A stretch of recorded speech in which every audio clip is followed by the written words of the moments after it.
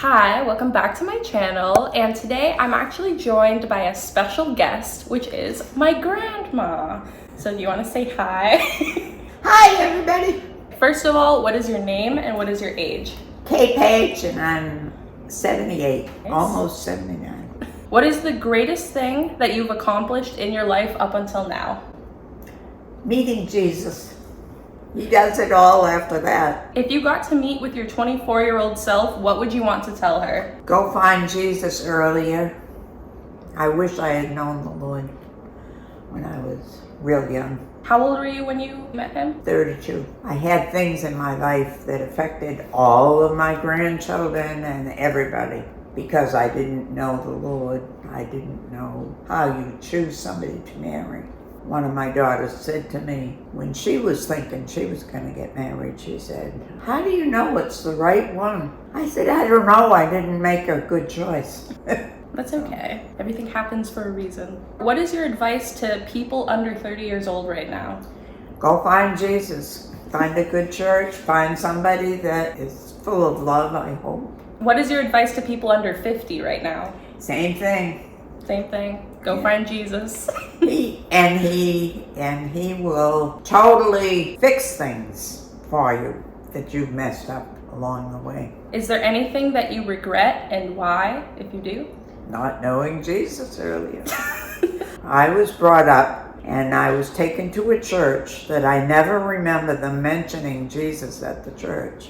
It was a big denominational church, and I was told that the Bible was a book full of myths and nice stories, but it's not a book full of myths and nice stories. It's a very real book. For instance, all that's going on in the world today is in the prophetic word of the prophets of the Bible.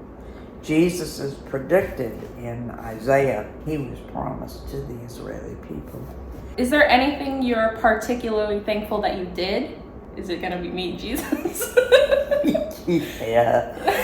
I mean, when you start reading good places in the Bible, in the New Testament, about his love and his care and all that, you realize that much love, that much care? Oh my goodness, nobody told me that. Everybody said it was a myth. I was told it was a myth. And I was really genuinely surprised that it wasn't a myth.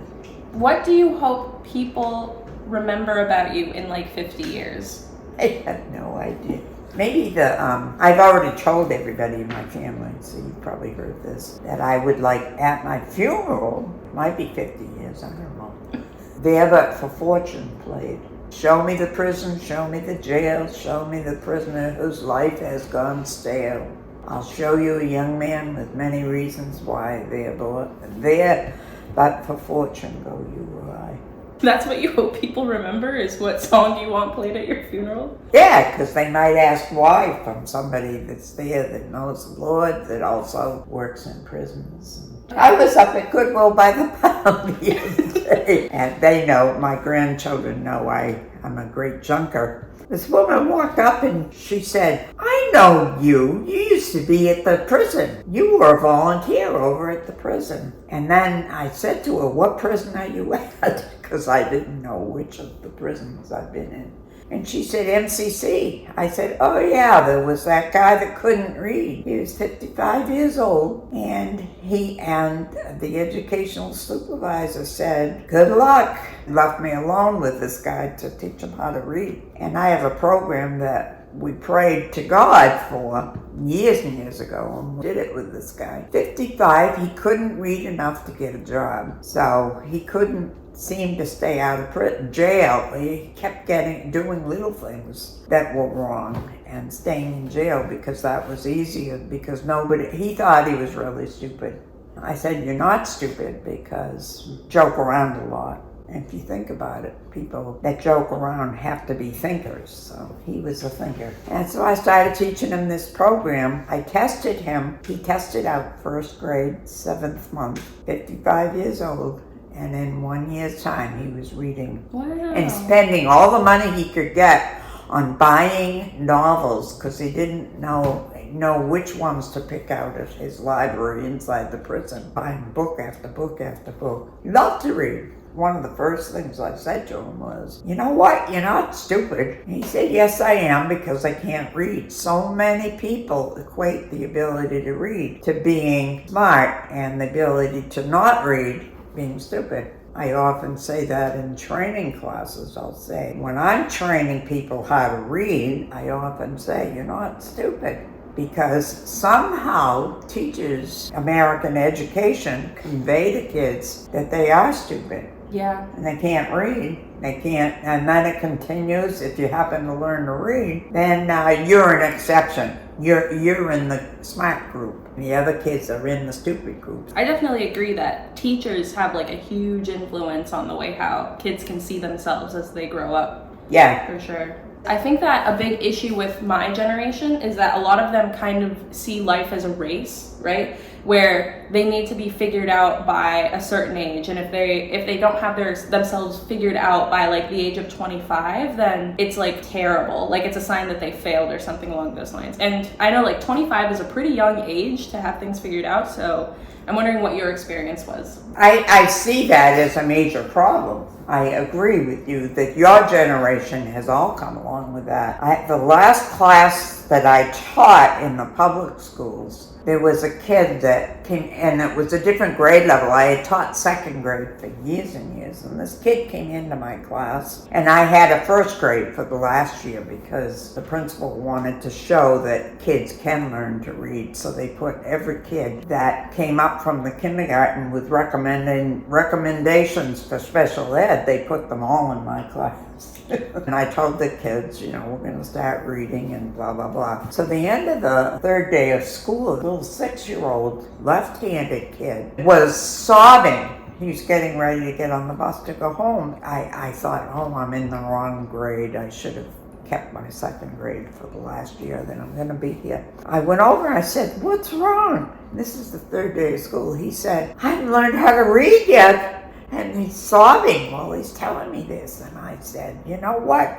I guarantee you will be able to read before the year is over. Don't worry about that. I don't know where you got that idea. You learn in the first 3 days, but that's an indication of what's going on with your generation. You got to learn this, you've got to do this, you've got to achieve your goals by the time you're 12, 25, whatever. He learned to read by December. He was very surprised, and he was also left-handed. This is just for people that are interested in reading. If you take your right hand and you make it go in the direction that we write, it's easy. If you take your left hand and you push it, it's hard because of the direction we go in reading. And I always tell a class this, the left-handed kids are going to be struggling along the way. I would explain this to everybody, and I'd show the kids, pull this way it's easier, and if you push this way it's harder. Now, if we were in another language with another directionality in it, it would be easier for left-handed kids. I give these little hints not just so that the kids will learn to read, but so that the other kids will understand why somebody might be struggling and not just decide that he's stupid or she's stupid. And that's a terrible term to use, and that's why I use it, because that's the one the kids use. Well, where are they getting it from? They're getting that from adults. And then another thing that I've learned is I've gone, where did I go? Jamaica. It was in Jamaica. I was teaching teachers. She's been there to Jamaica. She's got another video about that. We'll put in the little... But anyway, I was teaching a group of teachers, and I said to them, picture that kid in your class who's funny, dancing around all the time, seemingly unable to sit down, acting silly, joking and all that. Picture that child behind bars of a jail or a prison.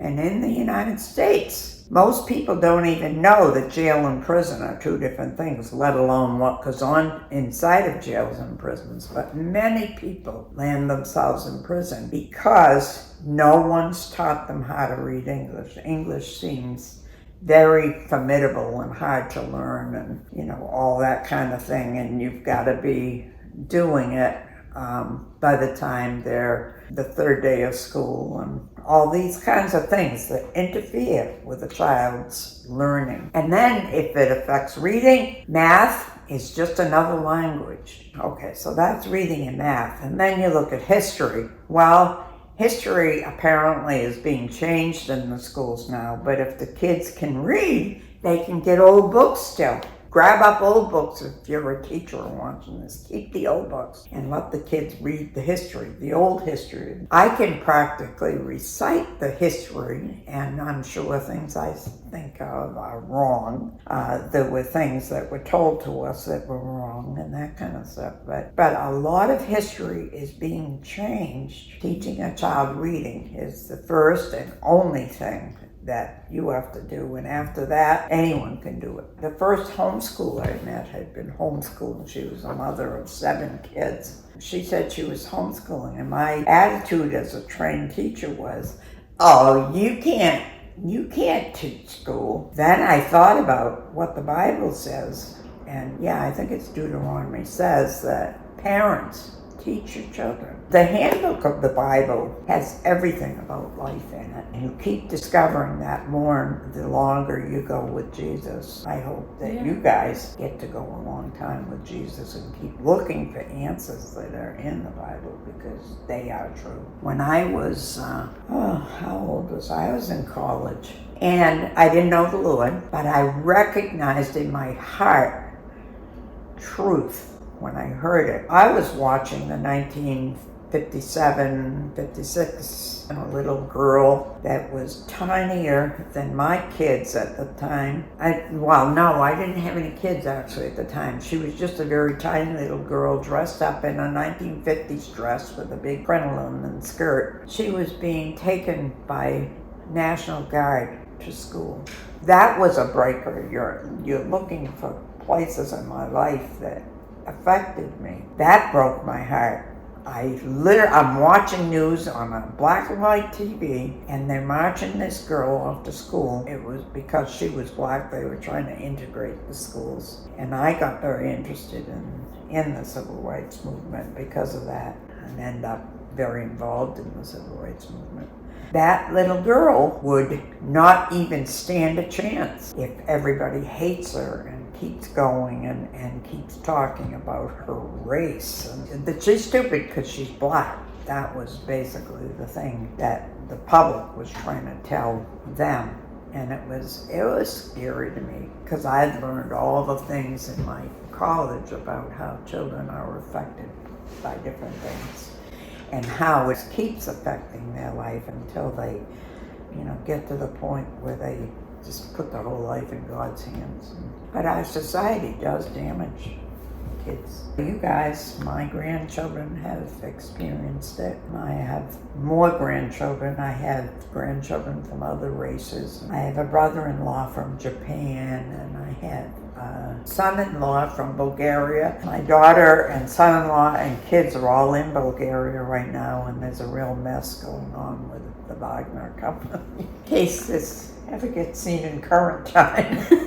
It's very bad what's going on. But the society around us affects us. If you've been brought up with these little things that cause you to go, wait a minute, you're strange because of your color, or then who knows how you're going to interpret the news that you're seeing. So everything is affected. It's difficult to overcome things by ourselves, but with Jesus, total overcoming. Yeah. What was your best decade so far, and why? Probably the one now, because it's so difficult and so unreal what's going on in our world. I suddenly understand the complete devotion of Jesus to help me and walk hand in hand with me and show me how to overcome, how to walk in different problems. How many years ago was COVID? It was 3 when it started, and it ended a few months ago. COVID affected us all. If you're an American, you know how COVID affected you. Well, I'm in a 55 plus building. They got us together by groups in our building when COVID started and said, you're not allowed to go out. We still haven't figured out what to do do with the trash. Maybe we should get a big bio suit for the guy that works in this building so that you can have him take your trash out and you can go out for food. But you can't be in the hallway and you can't be in the public places, but you can go through the public places to get out to your car and get food. So I was stuck in my apartment, my 1-bedroom apartment, and after about 3 days, it occurred to me that this is nuts. I'm a people person. I need to be with people. Lord, what can I do? He said, go buy an apple. I said, go buy an apple? He said, yeah, just go to the store and buy one thing. I said, okay. So I did. I got to the store and there were people there and I was talking to the cash register people, the sales clerks, everybody that was around. The next day I went out and bought one other thing. And the day after that I went and bought one other thing. I was following the rules because I wasn't allowed to talk to people in this building, going down the hall or in the common areas, but I was allowed to talk to people in the store. That's really showed me how God is going to lead you through these difficult times, and that's what he's done with every other problem that's occurred because of all the stuff that happened during COVID. Probably the most recent and the most challenging. I like a good challenge. Is there anything else that you want to add? Not a thing, except, well, I do want to mention how beautiful my 2 granddaughters, her sister's sitting over there. They're both very charming ladies and have brought a lot of love into my life. So.